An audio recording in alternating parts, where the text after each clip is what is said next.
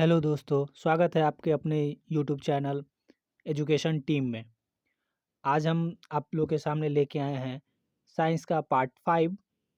तो पार्ट 5 शुरू करने से पहले बता दूं कि जैसा अभी आप लोग न्यूज़ में भी सुने होंगे कि आने वाले कुछ दिनों में या कुछ सप्ताह में, वीक में ही रेलवे ग्रुप डी का एग्ज़ाम होने जा रहा है। हमारे रेलवे मिनिस्टर ने ऐसा कहा है। उसका भी वीडियो उनका क्लिप मैंने डाल रखा है हमारे चैनल पे, जाके आप देख सकते हैं। पहले तो आप चैनल को सब्सक्राइब कर लें, क्योंकि रेलवे से, स्पेशली रेलवे से रिलेटेड सारे क्वेश्चन जीके के इसी चैनल पे आने वाले हैं। आपके इस और जो क्वेश्चन आएंगे, इससे ज़्यादा कहीं से भी आपको पढ़ने की कोई ज़रूरत नहीं है।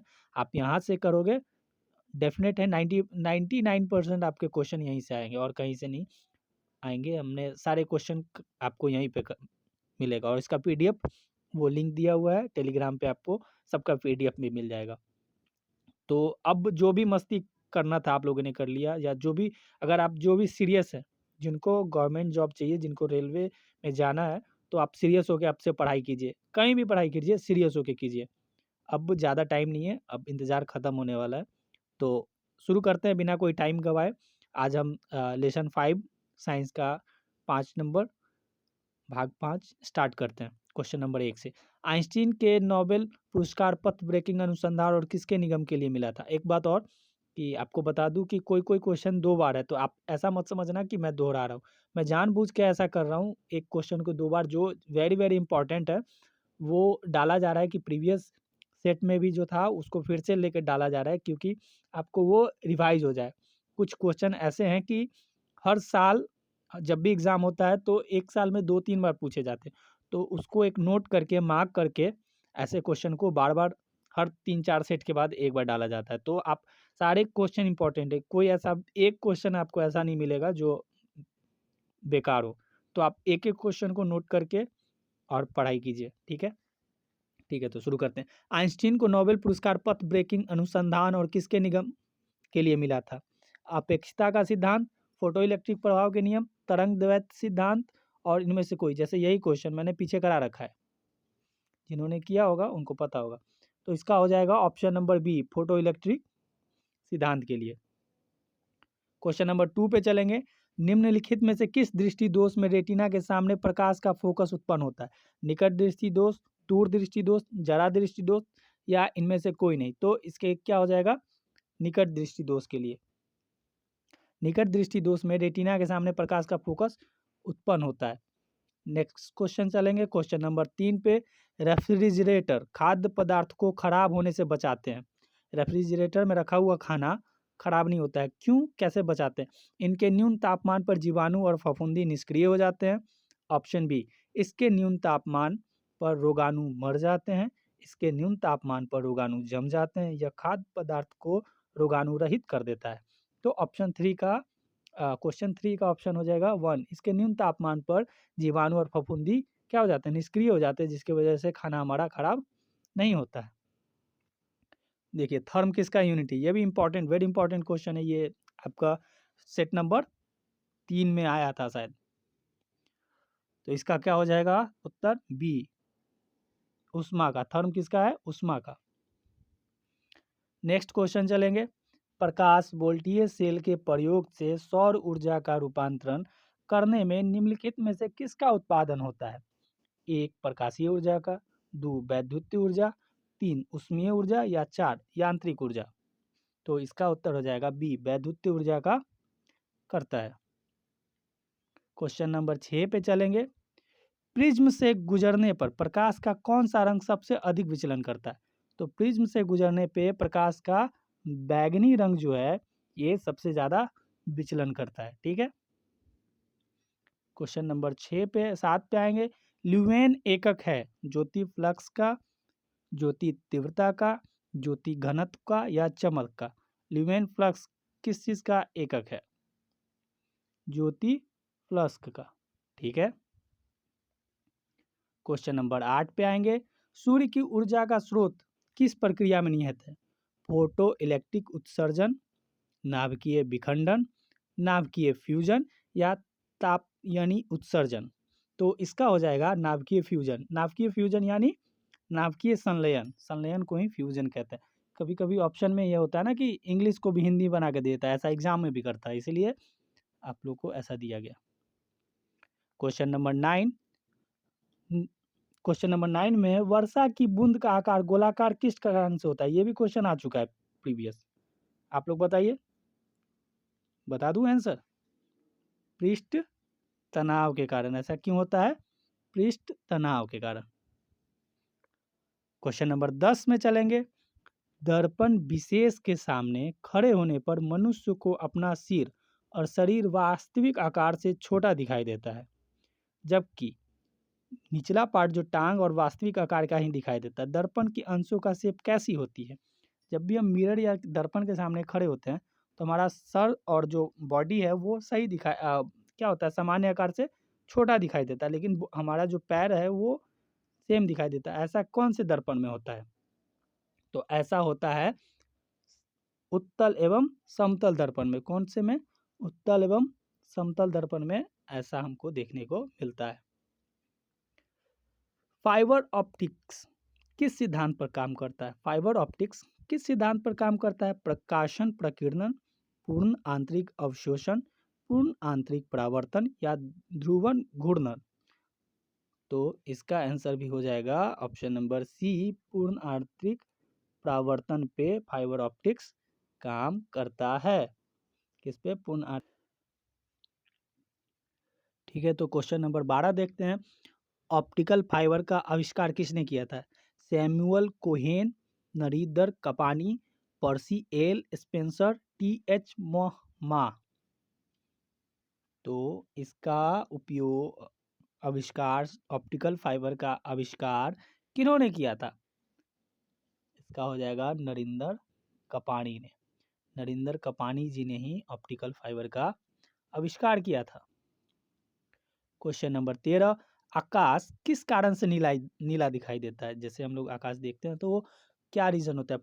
सूर्य के प्रकाश का परावर्तन, प्रकाश का अपवर्तन, वायुमंडल में सूर्य के प्रकाश के लघुत्तर तरंग दैर्घ्य का प्रकीर्णन, वायुमंडल में सूर्य के प्रकाश के दीर्घतर तरंग दैर्घ्य का परिकर्ण। मतलब आकाश हमारा नीला क्यों दिखाई देता है?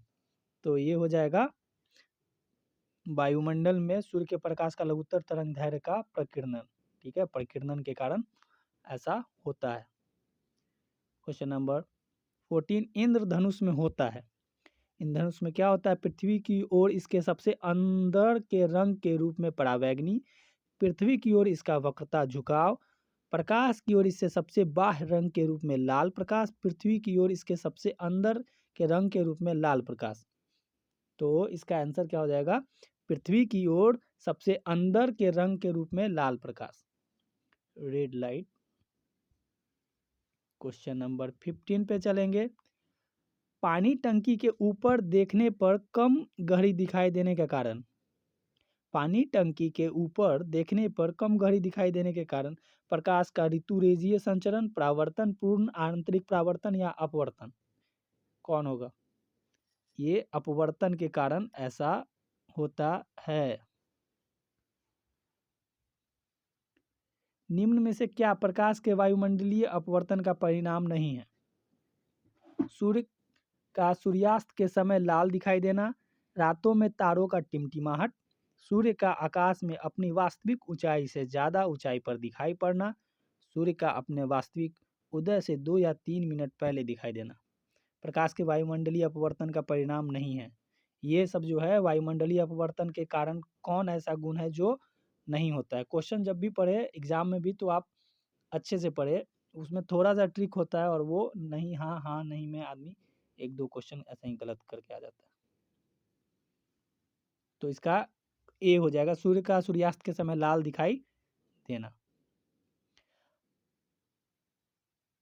क्वेश्चन नंबर 17 पे आएंगे। वायुमंडल की ऊपरी परत द्वारा किसी प्रकार के विकिरणों का अवशोषण किया जाता है? तो इसका आंसर क्या होगा? रेडियो तरंगे के लिए अवरक्त या दृश्य या परावैंगनी? तो 17 का हो जाएगा ऑप्शन नंबर डी, परावैंगनी के लिए ऐसा होता है। ठीक है,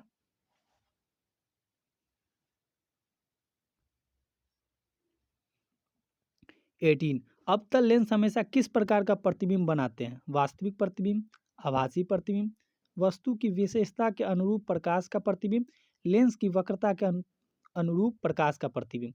अवतल लेंस हमेशा किस तरह का प्रतिबिंब बनाता है? तो अवतल लेंस किस तरीके का प्रतिबिंब बनाता है?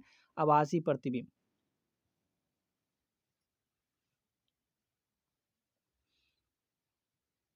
निलंबी जल अणुओं के कारण वर्षा के बाद इंद्रधनुष दिखाई देता है, क्योंकि निलंबी जल अणुओं के कारण वर्षा के बाद इंद्रधनुष दिखाई देता है, क्योंकि लेंस का काम करते हैं, दर्पण का काम करते हैं, प्रिज्म का काम करते हैं या स्लैब का काम करते हैं। ये क्वेश्चन बता चुके हैं हम आपको, प्रीवियस में सेम यही नहीं था, लेकिन इससे ही रिलेटेड था। अगर आप उसने उसको अच्छे से समझा होगा तो इसका आंसर आप इजीली दे सकते हो। क्यों?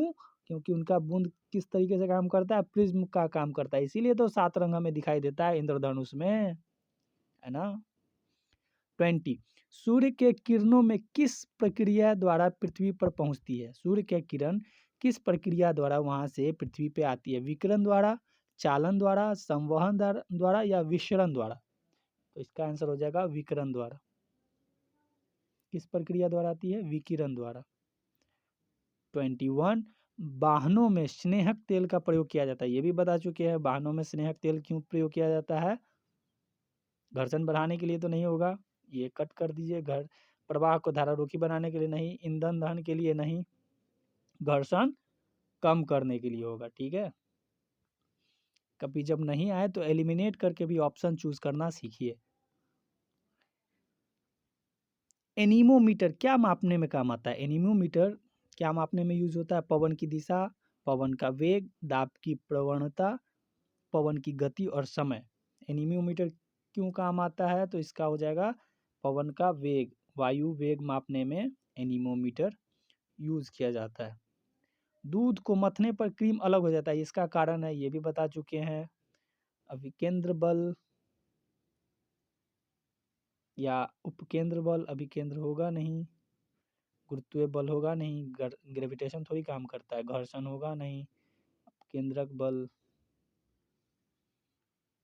पैराशूट और धीरे धीरे नीचे आता है, जबकि उसी ऊंचाई से फेंका गया पत्थर तेजी से नीचे आता है। जब पैराशूट से कोई आदमी नीचे आता है तो आराम से आता है, देखते हैं आप। उसी ऊंचाई से कोई पत्थर या कोई भारी सामान फेंक दीजिए, मतलब बिना पैराशूट के, तो वो फटाक से नीचे आ जाता है। ऐसा कि वो पत्थर पैराशूट से भारी है, पैराशूट में विशेष तरंगों की व्यवस्था है, पैराशूट के पृष्ठ का क्षेत्रफल ज़्यादा है, तब वायु का प्रतिरोध अधिक है, या उपयुक्त में से कोई नहीं।